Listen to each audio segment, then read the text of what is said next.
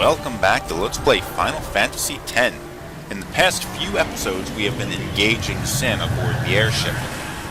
Well, we went up there and we fought it once, and managed to knock it down into Babel.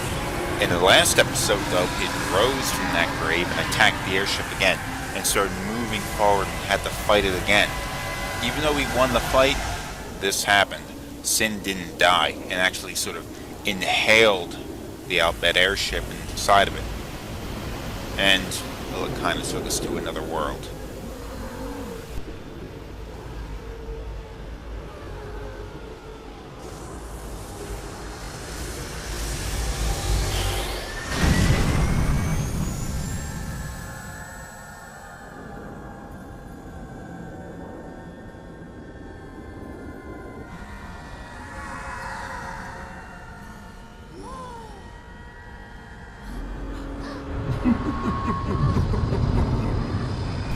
And I think Seymour is here.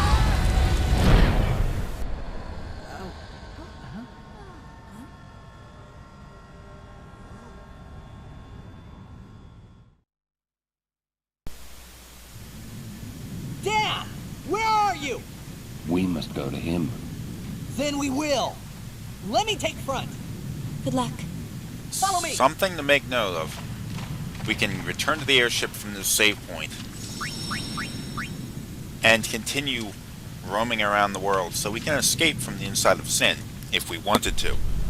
But as I had said in the previous episode, or previous two episodes, my characters had gotten so strong that I was a little concerned that it would sort of make the battles against the final bosses a little bit anticlimactic. So as you see, I'm also not using up all my sphere levels, because I don't want these characters to really get any stronger. They're already strong enough to beat the game. Now, the monsters that we keep running around here, some of them like this.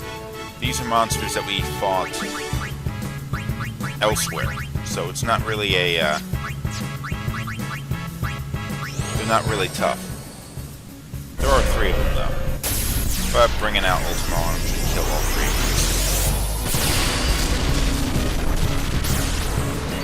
Oh, wow. Tougher than I thought. I thought that would have killed him. That killed him.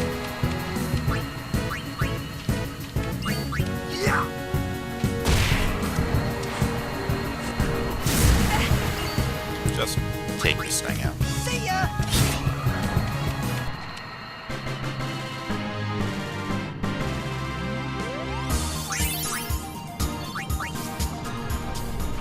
Now, similar to the Omega Ruins that we had gone through in a couple of episodes ago, this area you're going to have to map yourself as you move through. And this is maybe the toughest enemy that you're going to find aside from Sin itself. Just smack it a few times and it'll die if you're a character as high of a level as we are. If you have to use Aeons against this kind of thing, don't worry about it, because there will be save points up further along. Your Aeons can be healed there.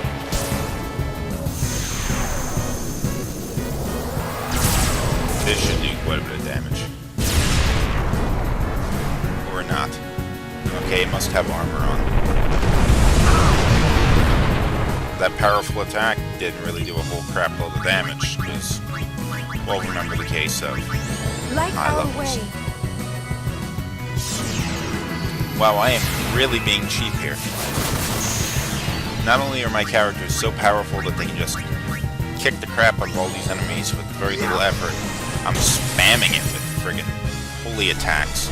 Deal a crap load of damage. I am really being cheap here. Just one more and that should do it.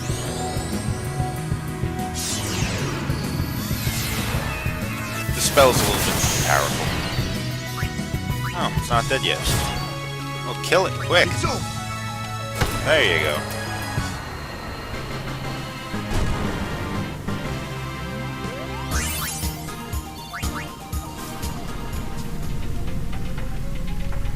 Now, see the map up in the upper right corner. It's being mapped as we move along. There are a couple of treasure chests and stuff around here you can find.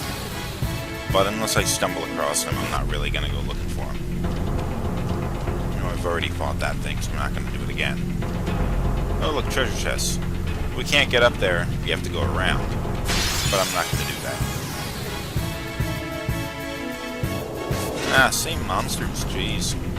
Can't you give us something a little more entertaining? And what do we have? The giants. These guys look very much like enemies we fought earlier in the game, and they may actually be the same monsters. So, just like before, use armor break on them, and then just use physical or magical attacks until they're beaten into the ground. The one on the... One of them has a higher HP than the other, I forget which.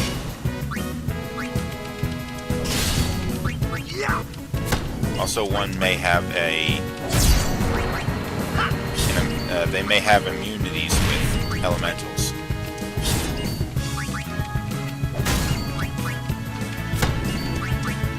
See ya!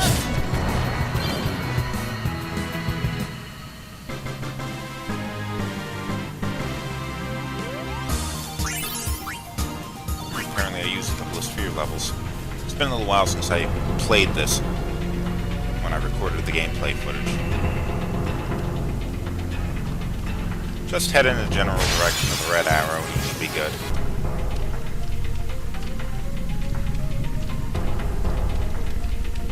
Where exactly are we, though? Is this like physically inside of Sin, or are we in like a dream world, or what the hell is this? Can't go that way.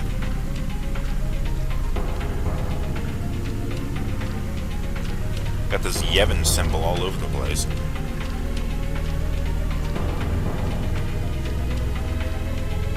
I wonder if the interior of Sin's mind, of Sin's body here, is in any way shaped by the mind of the person who became Sin. Okay, a save point, so make sure you use it, because up here we have a little bit of a problem.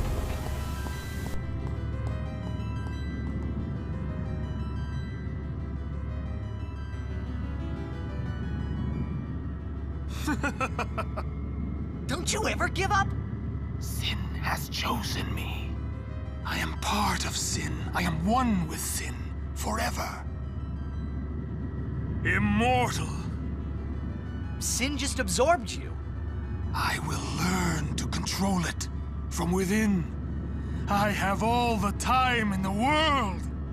Since you were gracious enough to dispose of Unaleska, the only means of destroying Sin is forever gone.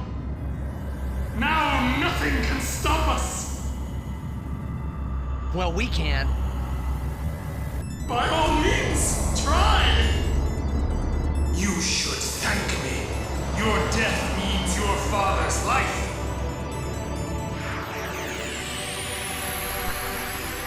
At this point in the game, Seymour's intentions are well known. He is a lunatic that wants to become Sin, and we know that's possible now. He wants to become Sin so he can destroy the world and ease the suffering that he's perceiving it has. Well, the world of Sphere is actually suffering, but the reason why it's suffering is because of Sin. So his idea to go and destroy the world to save it is pretty friggin' wacko. But, I mean, we can't really expect the Final Fantasy villain to have very good motivations for doing the things he's doing.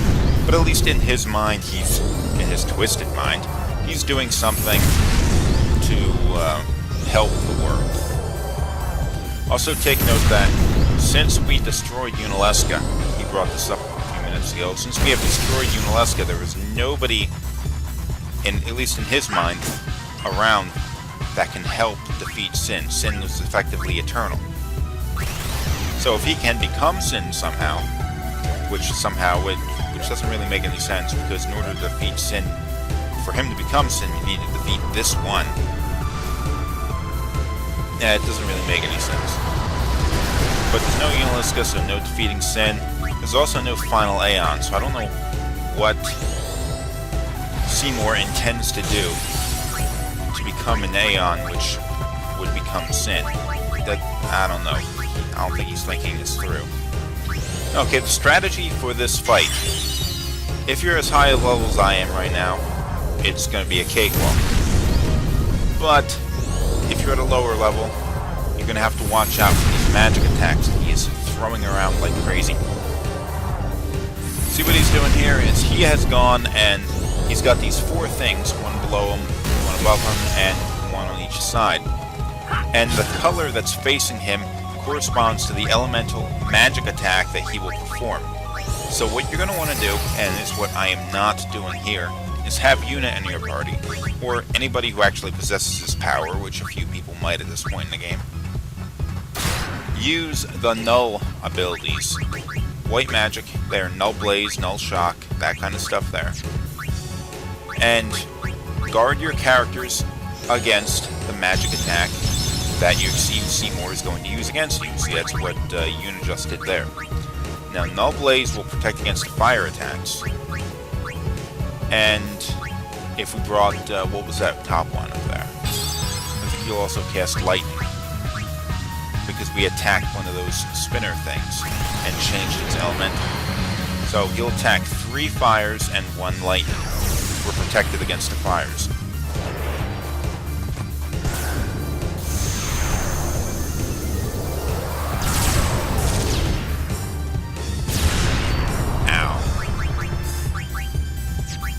I'm wondering, I mean, I don't have a big problem with Seymour as a character in Final Fantasy X, as a villain and all that.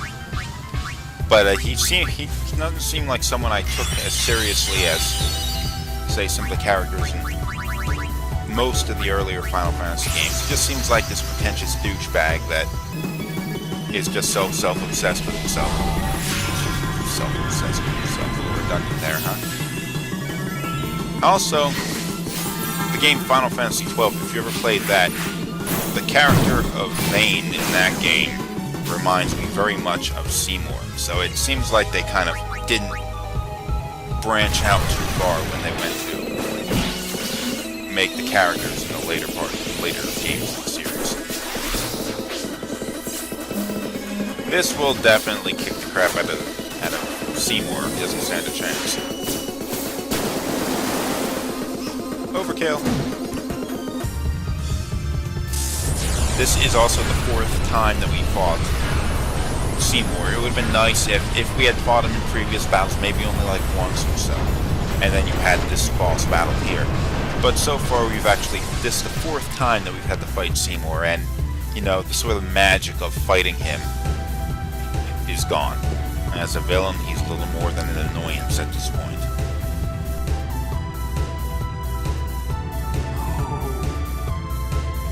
Now! Yuna, send him! Right!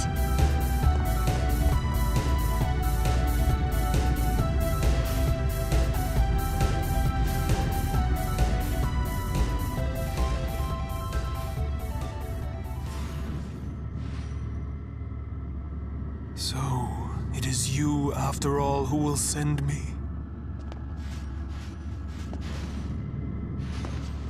But even after I am gone, Spira's sorrow will prevail.